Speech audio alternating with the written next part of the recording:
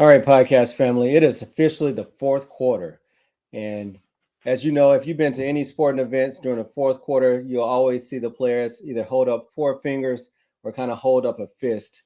And, when they're doing that, they're signaling that this is it. This is the end of the game.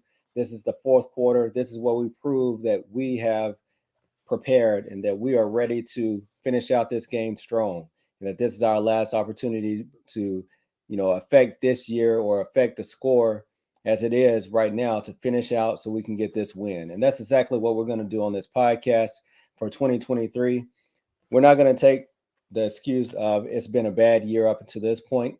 We're going to make sure that we are preparing each and every one of you with what you need to be ready for 2024. So we're not just going to wait until January gets here to try to make a difference. So one thing I want to talk about, we have health topics that I want to discuss. We're going to start off this week. I'm going to share with you a webinar that I did about men's health and also talking about some healthcare disparities.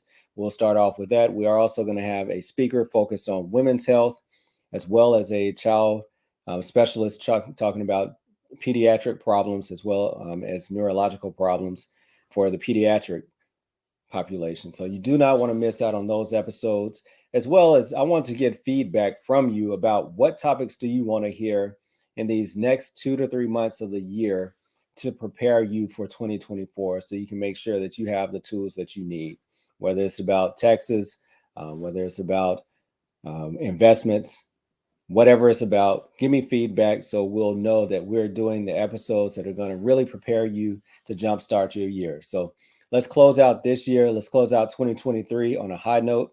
Let's make sure that we're pushing through the finish line and not just kind of coasting through to get to the holidays and say, hey, I'm going to do better in 2024. So let's get into this episode about men's health and healthcare disparities and what you should be doing to maximize your exercise as well as your cardiovascular health. It is a privilege to be able to talk to you today about something that's near and dear to my heart, which is musculoskeletal health, and specifically how it affects men of color. So today I'm sure you're hearing about a lot of medical conditions and how they disproportionately affect the African American race, and musculoskeletal health is no different.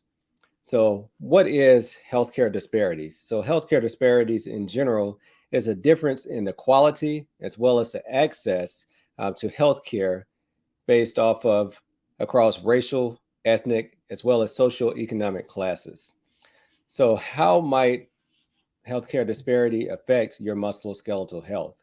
So first, access. So many times living in more rural areas, you might not have access to specialists such as orthopedic surgeons, or you might not have access to people who have specialized in treating certain areas of the body.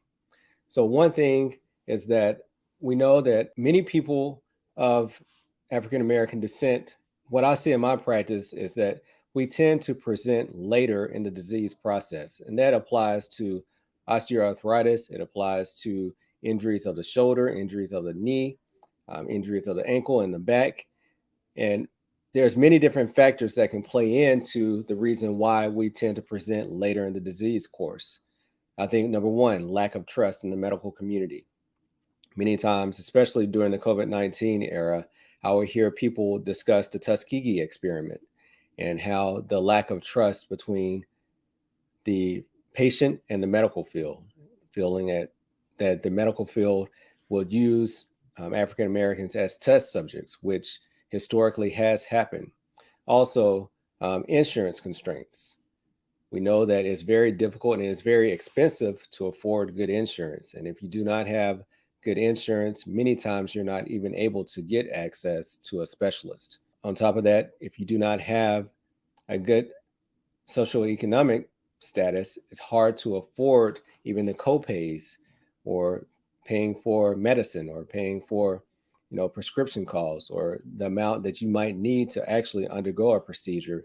And then if you do have to have surgery, you have to have time away from your job, which also means loss of pay. So there's a lot of factors that can go into why African Americans are not seen earlier for common conditions that we see in orthopedics. For about the last decade, the data has shown that for hip and knee replacements, which is kind of the end of the road treatment for osteoarthritis, only approximately 5% of hip and knee replacements are done in African Americans, and over 74 to 75% are done in white Americans, which is far out of proportion with the racial makeup of the country.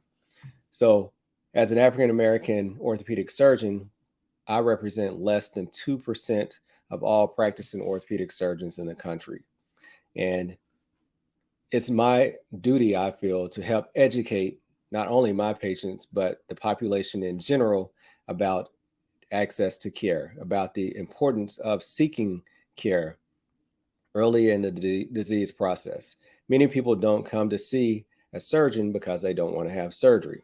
However, the earlier you present, the more options we can present to you of conservative measures of how to treat your aches and pains and even get you back to work or back to your sport, whatever it may be.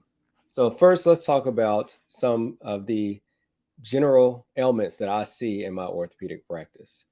So I'm sure I'm talking to a group of former athletes, maybe some current athletes, people who are still working on jobs, people who might be retired, but are still active in their day-to-day lives. So in this population, I tend to see mainly injuries in the shoulder, the knee, lower back. And let's just kind of go through some of the common things that I see in my practice. So for the shoulder, many people will present with shoulder pain, which might be going on for days to weeks, or even sometimes months to years. One thing with the shoulder, people tend to hide their shoulder pain because they learn how to compensate for it. They learn how to just, if it's their right hand, they'll use their left hand, or instead of reaching, they'll climb up on something so they don't have to reach as high. And many times people will present, especially if this has been going on for a very long time, with loss of range of motion or stiffness in the joint. So most people, when they present, they say, oh, I think it's my rotator cuff. And why is that? Because rotator cuff injuries are very common, especially in the adult population, with men or women over the age of 40 or 50, especially if there's an injury like a car wreck, or maybe falling from height, falling off a ladder, or falling and trying to catch yourself from falling. So rotator cuff injuries are very common. However, a rotator cuff tear is not always present. Sometimes it can be just irritation of the tendons. The rotator cuff is made up of 4 muscles that attach to the bone, attached to your humerus. And the job of the rotator cuff is to help you lift your arm in many different planes. So many times those muscles or tendons can just be aggravated, not necessarily torn, which does not tend to require surgery. So once again, the earlier you present, the more treatment options we can give to you. So many times with treating a shoulder injury, number one, I'm going to get a good history to see, was there an injury? How long has it been going on? How is it affecting your daily life? But some things might start off with as simple as take ibuprofen and rest for a couple of weeks. And then we'll tend to progress on to some type of therapy or some type of intervention, maybe even giving you some exercises to perform at home. So some things that you can do at home to work on your flexibility is kind of walking your hand up the wall. You can even get a pulley system where you can help move the injured arm with the healthy arm. We can give you TheraBands so you can do exercises. These are all things that you can do at home. Many times you can do it sitting at your desk, even at the job. So a combination of some type of exercise, anti-inflammatory, will take care of a large amount of shoulder injuries. If you cannot do it on your own, we can send you to work with a therapist, and sometimes we can give you an injection to help decrease the inflammation in the shoulder. If that doesn't work, typically in about 6 to 8 weeks, we might obtain an MRI to see what damage is done to the shoulder. If you do have a rotator cuff tear, sometimes surgery will be recommended if you're having significant weakness or even pain. One thing that we see very common with the shoulder is pain at night. So I'm sure anybody that's had, a rotator cuff injury in the crowd can agree with it's usually really tough to sleep at night. And even sometimes after surgery, you might even have to sleep in a recliner for the first couple of weeks before you're able to really lie on your back. So let's move on to hip and knee pain, which we also see very commonly. So there's many different reasons why you can have hip or knee pain. Sometimes it doesn't even have to deal with being inside the joint. The hip and the knee both are surrounded by a lot of muscles. So sometimes knee pain or hip pain can really be due to muscle weakness. And sometimes your hip might cause knee pain. We call that referred pain. So sometimes people will present with knee pain, but the true pathology or the true disease process is actually going on in the hip. So anytime you present, one of the first things we're going to do is get imaging of that joint, usually starting off with an x-ray. If there's something more serious going on, we might need to obtain a CT scan or an MRI to try to get the diagnosis of what's going on. But once again, just like the shoulder, many problems you have in the hip can be treated without surgery, generally with physical therapy or an injection. We do a lot of injections for the hip and knee, which can give you long-term relief in many different circumstances. So some things that might require surgery are tears of the cartilage or meniscus or ligament tears, or even kind of end-stage arthritis. We mentioned joint replacements earlier. After you've gone through all the conservative treatment of physical therapy, injections, anti-inflammatory medications, sometimes you do need surgery. So that brings up the next question. When is surgery indicated? So I always tell my patients, you will know when you need to have surgery.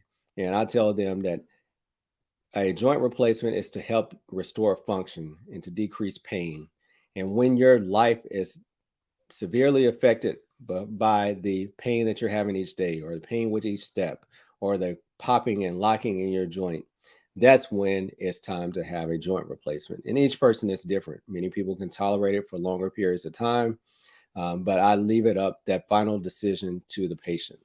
Which brings me to another point of informed consent. So informed consent means that the physician explains to you the procedure, the risk, benefits, alternatives to care, and it's up to you as a patient to make that decision. However, you can only make an informed decision after you've collected the information. I encourage all of my patients to empower yourself with knowledge, to ask questions. I don't like when I'm talking to a patient and I say, do you have any questions? No, no questions. You're the doctor. You tell me what to do. No, I'm the doctor. I can make recommendations. However, it's your decision to make the final decision about your treatment and your care. So definitely take the responsibility of learning about your medical condition, learning about the surgical procedures, learning about the risk and benefits. Hey, what could go wrong with this procedure? Make sure that you interview your physician, interview your surgeon before you just agree to have surgery. So that's one thing that I definitely recommend. And then let's talk about exercise and the role of exercise in your general health. So most of the medical conditions that you're going to hear about today, from high blood pressure to diabetes to osteoporosis to even cancer, many of those conditions can be decreased by doing exercise.